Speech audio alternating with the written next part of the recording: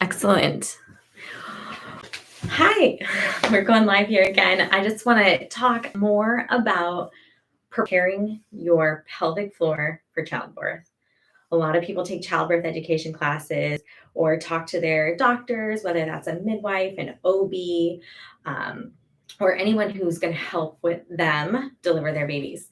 And not a lot of people ever talk about preparing the pelvic floor for childbirth. And I have to say that, in my opinion, this is the most important thing to prepare for childbirth. So, my story, I'm Dr. Allison Felt, owner of Body Motion Physical Therapy, and we are located here in downtown Edmonds, Washington.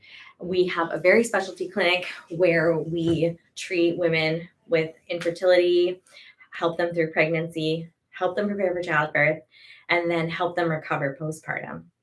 So, why is it my passion and why am I going to sit here every single day and talk about preparing your pelvic floor for childbirth? Because truly, if we prepare our pelvises and our pelvic floor and our entire bodies for childbirth, then childbirth itself becomes a lot less damaging. It's less hard on the body. So, you can imagine you run a marathon, right? And then you train for that marathon, then you have the potential to run that marathon without getting hurt. Okay, same thing for childbirth. If you are preparing for childbirth, your body has a lot more potential to actually be prepared for childbirth. And if you're not, then the potential for more injury is definitely there. Potential for C-section is there. So it is imperative that we start talking about preparing the pelvic floor. Now, what does this look like?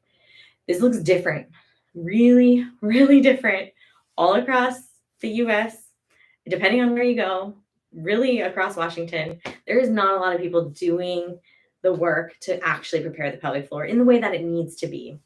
Some of the research that is pretty bogus at this point, still suggests doing Kegels to prepare your body for childbirth. It talks about, like, there's research that says you work out 4 times a day and that's going to decrease the C-section rate. Okay. And yeah, that's great. We need that kind of exercise, but those are not the specific tools to prepare the body for this event of actually birthing a human out of your vagina. Okay. So that's what we're talking about here today. It's what I'm talking about in some of my other videos. So you'll see I'm going to go a little bit more in depth with some specific tools that you can start doing today to start really truly isolating and getting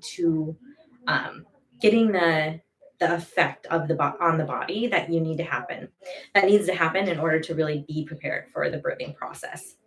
And so I want to just give you a little backstory about myself. I'll just share. So I have 3 children.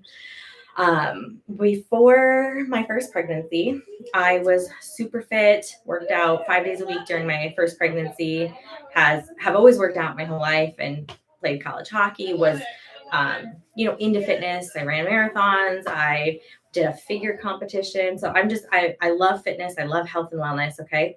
And so I was in really good shape throughout my pregnancy, or what I thought was really good shape throughout my pregnancy. I lifted, I stretched, I did a cardio, right? And so you would think that I am that person who worked out more than 4 days a week and would have a decreased rate of C-sections at the end of my childbirth, or at the end of my pregnancy with my birthing process. Well, I will tell you that the doctor who delivered my first baby said to my mom in the waiting room, there's no way that I thought Allison was going to have this baby vaginally. And she's absolutely right. There is no way I should have had that baby vaginally. And I tore because of that. So my pelvis was really tight. My muscles were super, super strong and I was tight. And even with stretching, that wasn't enough. Okay. And neither was exercising and working out like that. Was that enough to actually prepare for the opening and stretching of the pelvic floor? So I'm going to show you my pelvis here. And then I'm going to keep going with my story because I think it's super important. And I think people will relate to this as well. But okay, so here's pelvic floor. Okay, so anus, vagina, urethra, clitoris, okay, all within these layers.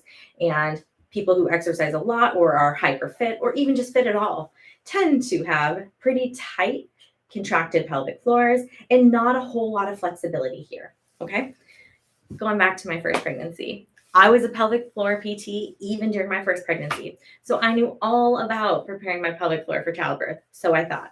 And unfortunately, this is still the mindset of many, many pelvic floor PTs. And I want to change that. And I think that's slowly changing, at least in our super progressive area of Seattle, but not necessarily across the globe. And this is what needs to change.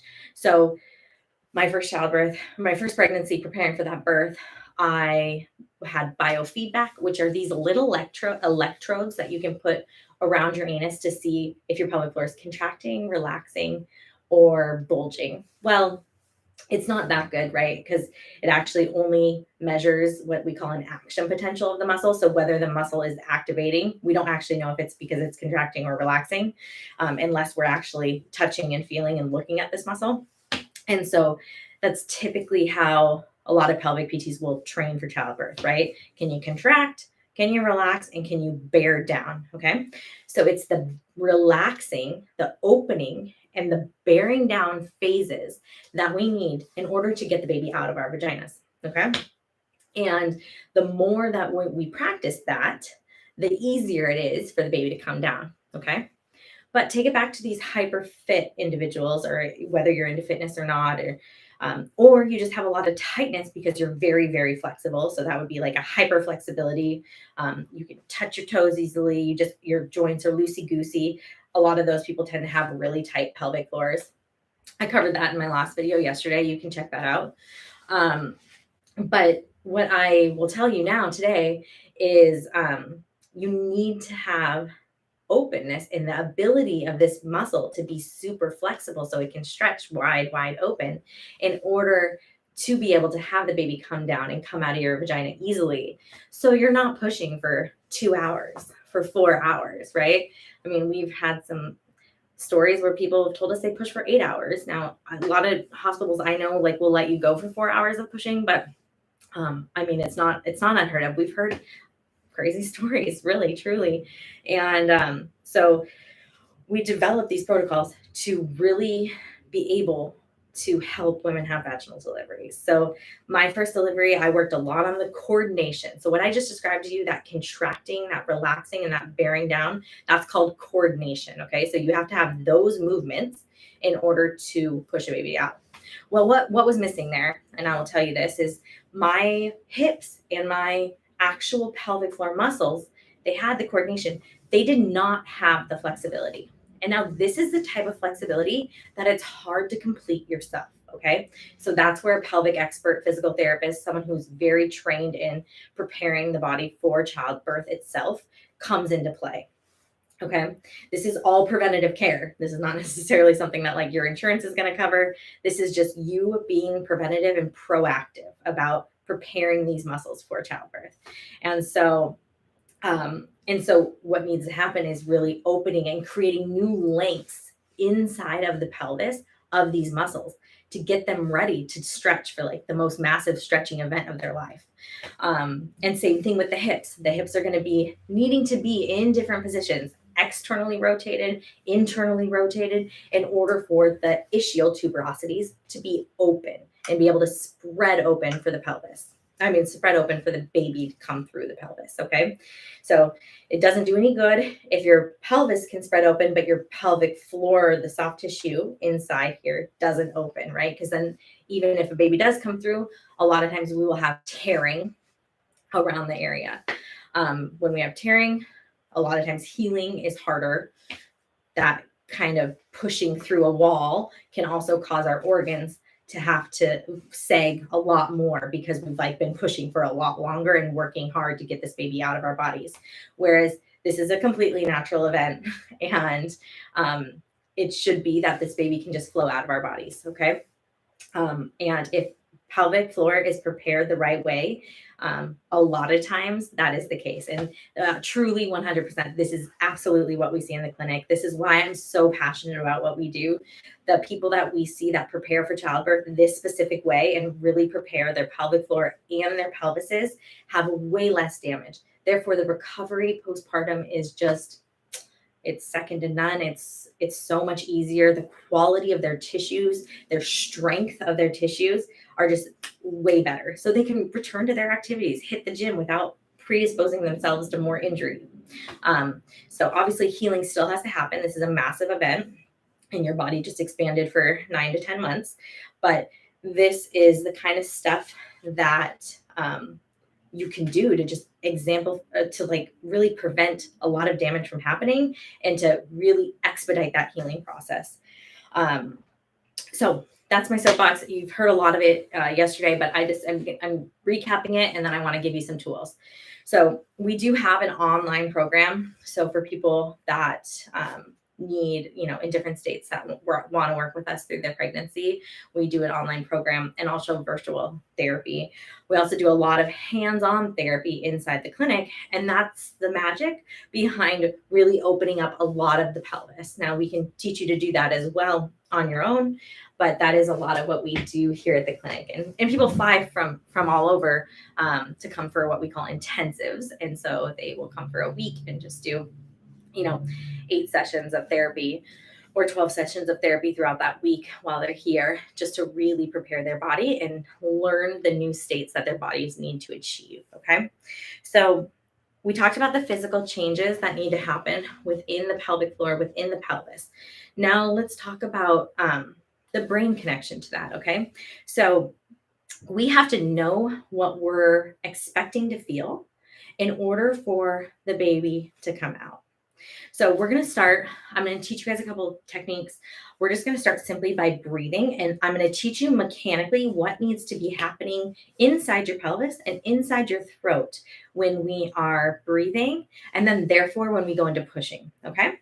So these are techniques and they're going to be helpful, but they don't always work if the pelvic floor is not responsive to it. So if you go through some of these techniques with me and you're like, I cannot feel what she's talking about, or I'm uncertain if I'm doing that well enough, then I want you to make sure that you go see a pelvic expert PT or do a virtual session with us or come see us here at the clinic to make sure that your body is connected to what should be happening. Because if we just know what should be happening, you're going to be like me in my first childbirth.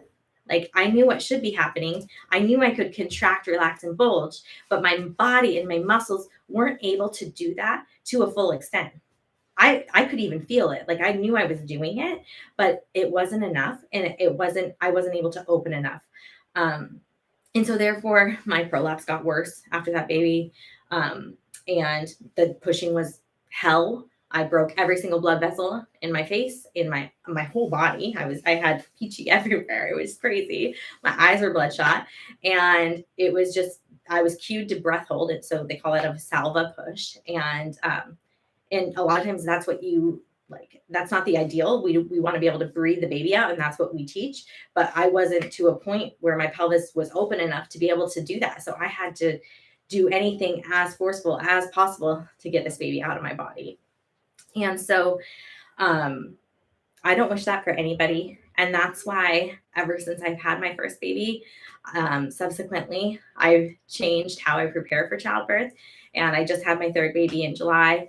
And going through the process, I'm so fortunate to own a pelvic floor PT clinic that this is what we specialize in. So I got to have at least 1 day a week of pelvic floor specific therapy to prepare my body for childbirth. And it was the best, most preventative thing I've ever done, because when that baby was down in my pelvis, I knew the baby was there and I knew exactly how to get that baby out with as little damage as possible. It was the least hard I've ever had to work to push at the end phase of labor. Now, my earlier stages of labor, it doesn't mean they were easier. And it was actually my longest labor I've ever had. But it was, at least the baby was able to come through and create a ton less damage. And so my recovery from that has just been exponentially improved. My prolapse didn't get any worse. My pelvic organ prolapse, so I have a bladder that descends into my vaginal canal. So I have to be careful of that. And I want to keep that inside the body, in my body, the rest of my life. So, the tighter your pelvic floor is, the more susceptible you are to those prolapses from childbirth. So, and this is all stuff we see clinically, not necessarily, you're not going to find this in the research. This is just years of experience and years of what we treat here that I am sharing with you. let's get started. Let me teach you something, right? About what needs to happen when you're breathing. So let's go back to breathing. You can either close your eyes with me, or you can. I would also invite you to put a hand on your belly if you're comfortable with that. Maybe put a hand on your chest. We're just going to do a nice diaphragmatic breath. I better adjust the screen here so you can see me here. Hopefully you can see me on both platforms. Okay, so I'm going to have my air go into my belly. So deep breath into belly and expand. My chest stays nice and quiet. Okay, deep breath into belly and let it go. So what's happening here when I'm doing that? Well, first off, the diaphragm that sits underneath my rib cage is descending down into my belly. Okay. And then what else is happening is that my pelvic floor that sits as a bowl in my pelvis is opening every time my diaphragm under my ribs descends. Okay. So I inhale, diaphragm is coming down. Exhale, it recoils. I inhale, diaphragm is coming down, pelvic floor is opening and coming down. Now, what you should feel as you take those nice deep breaths is connect to your anus. So I want you to imagine your anus, your butthole, whatever you want to call it. I want you to connect there, okay? You can also connect to your vagina if you feel like you can control that better. But what you want to think is when you inhale and fill everything up, that on that inhale, you're flaring that anus open. Okay, so we're opening the pelvic floor, allowing it to open and expand. So you're stretching it, you're stretching that muscle through your breath. Okay, so I'm inhaling here. So deep breath into belly, inhaling, anus and vagina open. Exhale, everything comes back together. All right. So once you start to get that pattern and you start to be able to actually feel your pelvic floor move in that pattern, then you are starting to get that coordination that you need to be able to push a baby out. All right. There's different ways that people teach pushing. But if you want to use your body and your mechanics as naturally as possible, what is ideal for pushing is to inhale into belly, pelvic floor is opening, and then at the top of that inhale, you can bear down a little further. I explain that as like trying to fart, but you don't want anyone to see you fart. Now, if you're really descended, if your baby's very low and you're ready to start pushing, you'll have a feeling. You won't get that feeling if your pelvic floor is super tight. You might have been just cued to push because you're 10 centimeters. Well, that's all fine and dandy. But if your pelvic floor isn't open and stretched for that, then you're pushing into a wall. Okay. And this is where a lot of people get stuck. All right. And this is where a lot of emergency C-sections happen because they're pushing into a hypertonic, very tight pelvic floor that doesn't know how to open. All right. So once we start working the pelvic floor and the pelvic floor knows how to open and go past its natural opening state, then we can breathe the baby down. So you can work on that throughout your entire labor, taking those nice deep breaths, imagining everything opening. And then you can, then all of a sudden when the baby's there, all you have to do is breathe a bit more, open a bit more, and bear down slightly, and you should be able to breathe that baby out of your body. And so this is, it's really cool stuff. And so I encourage you to practice that breathing at least 5 minutes a day.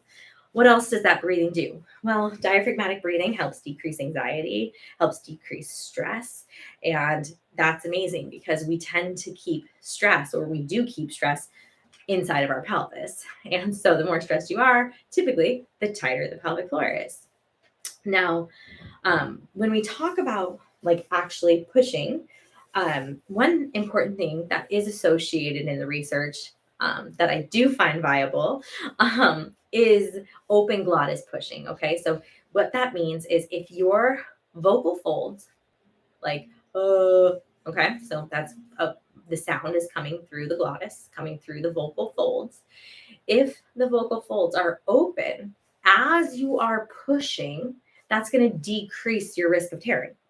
All right. So if you're closed mouth, closed vocal folds, pushing, so you're Valsalva pushing, you're trying to get the baby out, that's going to increase your risk of tearing. Okay. So these are just important things to keep in mind. And now, when you are going to have to Valsalva push is when the baby isn't coming through the wall because maybe the pelvic floor can't open, or sometimes you will be cued by a physician, a midwife, or a doctor, anyone who, like if the baby does sometimes, well, in the research, come out faster if you are doing that Valsalva pushing. However, yes, more damage can occur. Now, I don't necessarily, that's all up for interpretation, and that's what the doctors will have, I guess, seen in these research studies. Alternatively, all of our patients push for no more than like 15 minutes to 45 max. I mean, every single email we get postpartum is usually like, I took 2 pushing breaths and the baby came out easily.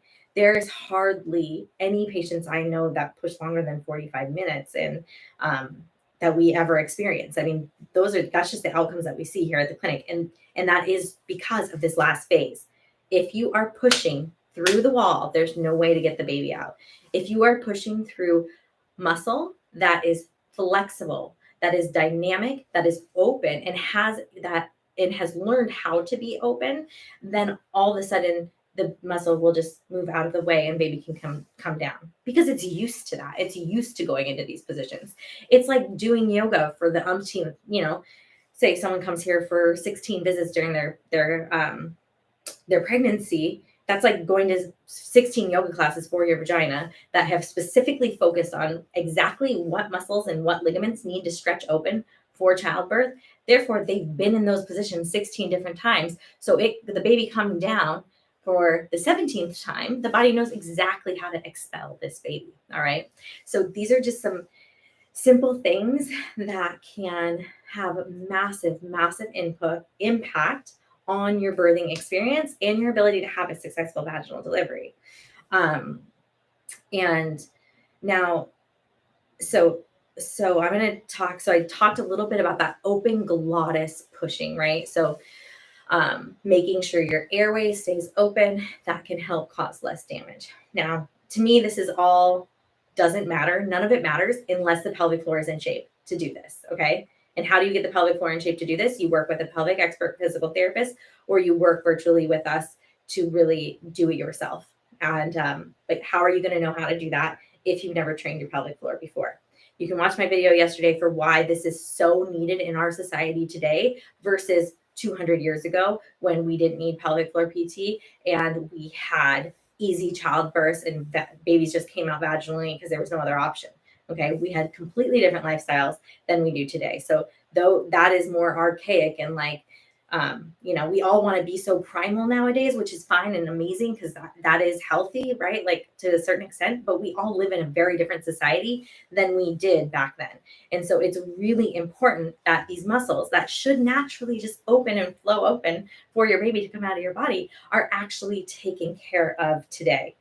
Because what these muscles look like today is nothing. I don't know what they looked like 200 years ago, but I do know that the damage that we're seeing today is, from childbirth itself is just can be prevented. Like we've seen it here in the clinic, and I can't say that time and time again. So a little bit more about the open glottis pushing. So the glottis here in your neck, your vocal folds, when you make high pitched sounds, oh, so like that, really, really beautiful. I'm not a singer at all, and I'm completely tone deaf. So just good luck listening to my sounds. But when you talk in really high pitched voices, you're going to get more of a narrowing of your vocal folds. Okay. What happens when you get narrowing of your vocal folds here? Well, it's on the same line as your vagina and pelvic floor. So therefore, you tend to get a little bit more narrowing when you're talking in those high pitched voices, really high pitched voices.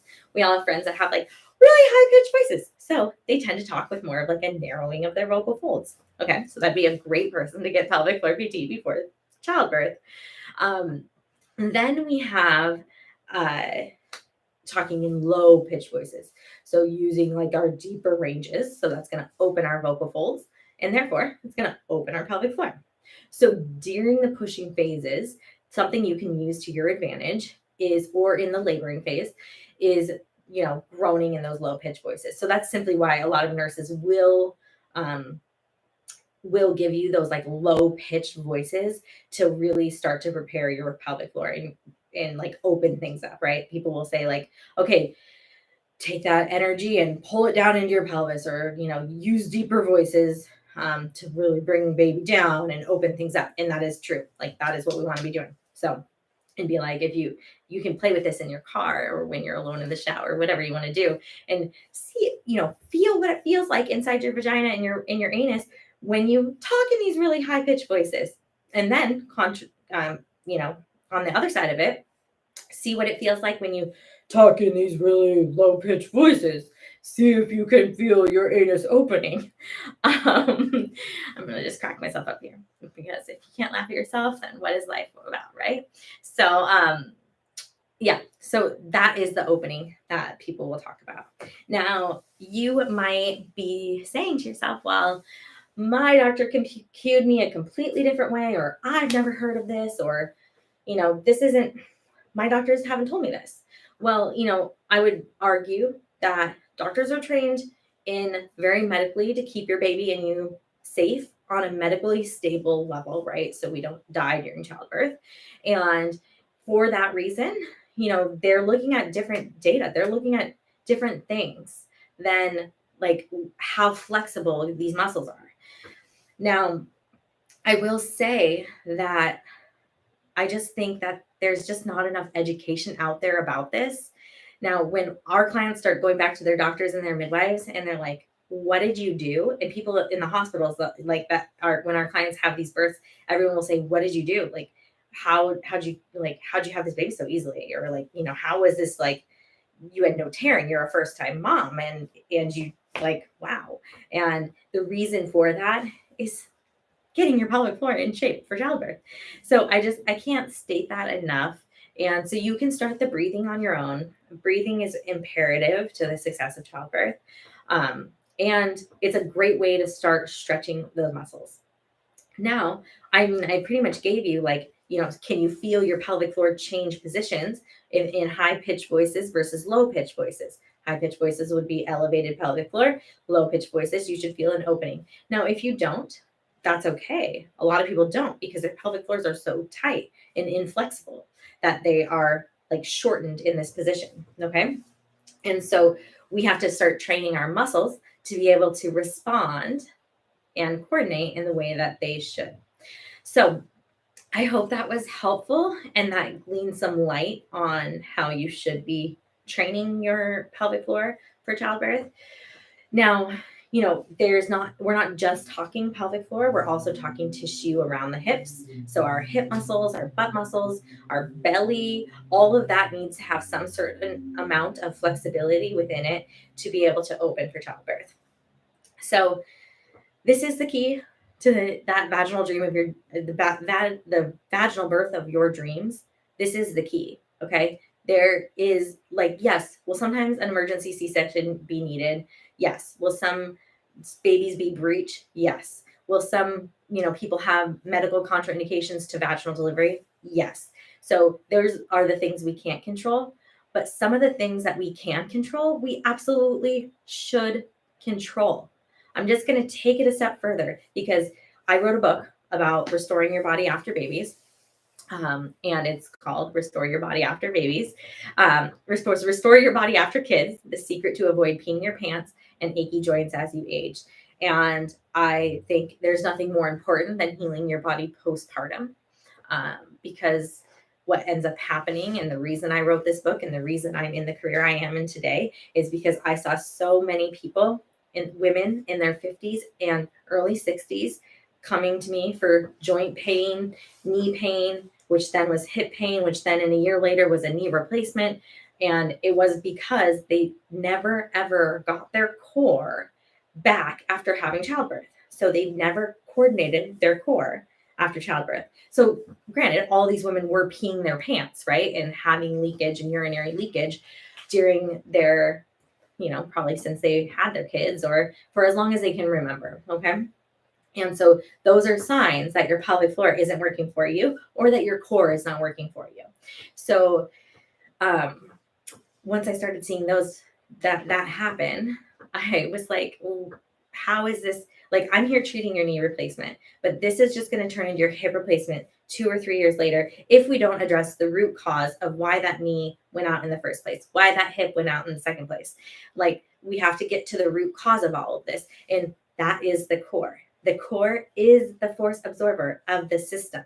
So if you're doing exercise, which is lovely and great, and you should for your entire life, if you don't have that core working for you, you're going to wear out your joints a lot faster.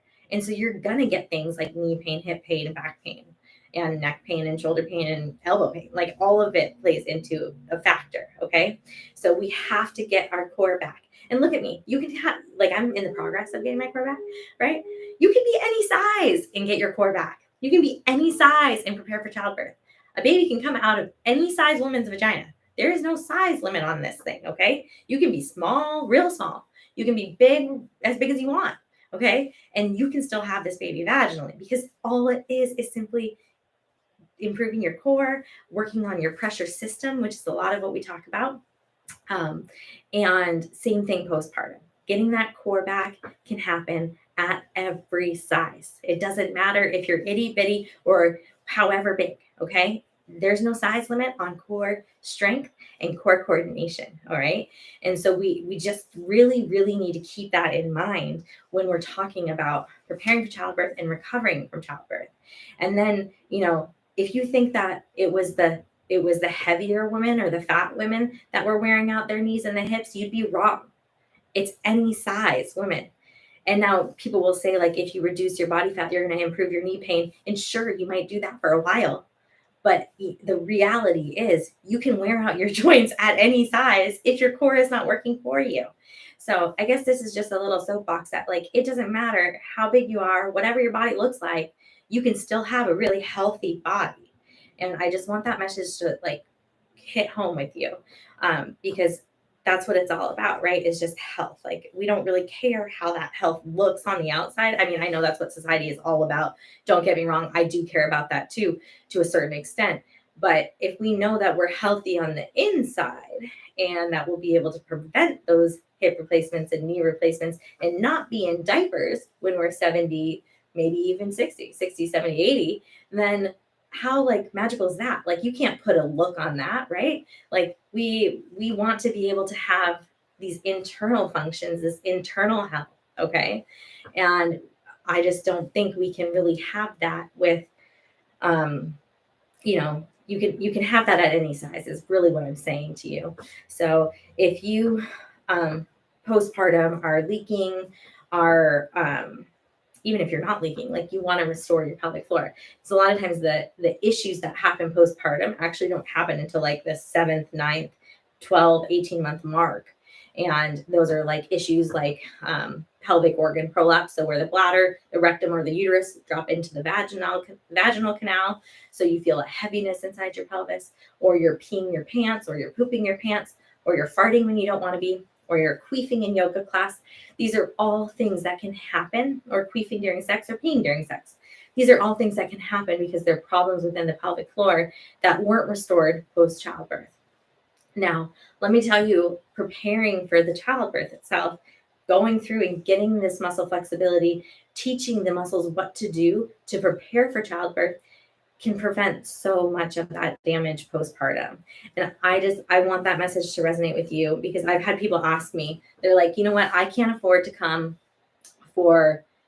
during my pregnancy. I want to save it for postpartum when I know I'm going to need it so I can get back to running. And I just say every single time, do it prenatally. It's the prenatal support and, like, the prenatal preparation that is going to be ultimately the most preventative. Now, the reason we treat infertility is because if we track it back to even before pregnancy, doing this before pregnancy, it has massive effects too. And it obviously can help with conception. And so, there's that, but we're not talking about that today, and we can talk about that in another episode. So doing all of that work prenatally is just going to have exponential healing affects postpartum and is going to change what it means to heal postpartum. And that is what we see. And you can, look at yesterday's episode for a little bit more in depth on that. And so I encourage you that if you think you're going to prepare for a vaginal delivery by taking a childbirth education class, excellent. Yes, so needed. You should do that, especially if you're not familiar with the process. And there are some amazing classes out there, especially in the Seattle area, of people that like teach real live childbirth classes that, virtually, but they teach how to manage hospital systems and how to manage your care that you're getting. And I think that kind of stuff is amazing. That cannot be overlooked. Okay. But when we are talking about preparing your body for childbirth, there is not a single exercise routine that you're going to be doing by going to the gym that's going to help. Okay. There's not a single thing in that regard that's truly going to have an impact on how well your pelvic floor opens and spreads and can expel a baby out of your body. That's why it is so imperative to work with a pelvic expert PT. Come to Body Motion. We work with people across the world, or if you can't, start with our program, our online program, because it will give you really good building blocks to build off of this breathing pattern. And yes, there's flexibility and exercises in there for you, but this isn't like a get fit, keep your pregnancy body or pre-pregnancy body routine. This is not visible stuff. Our pelvic floor is inside of our body.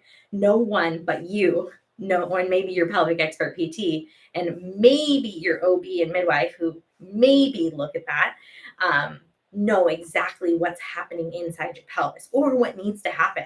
And so that's why I'm here to just educate and tell you what needs to happen for you to have that vaginal delivery, because it sucks to have birth trauma, and the more prepared you are, the least, I think it still can be traumatic. Birth can be a very traumatic event, especially if you don't know what's happening or if what you wanted to happen didn't happen. So let's just prepare. Let's just do everything in our power to prepare our bodies. And then we'll know that we did everything we could.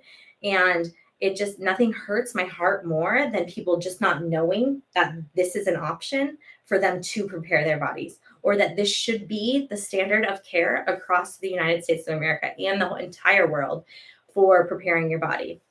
And the reason I say United States, I live here. I know the stresses that we have. I know what daily life in a typical American looks like, and it is not suitable for pelvic floor health. So let's do the right thing. Encourage every single person to see a pelvic expert PT, and not one that's just going to stick electrodes on your anus, right? Because I talked about that for the first delivery. That's not effective. All right. We have to change the actual tissues to be able to then coordinate them, to be able to then push a baby out and all that good stuff. So thank you for joining me here today. I hope it was helpful. You can check out our online program. You can contact us for a free discovery visit. We'd love to be in touch with you. All right. Take care, guys.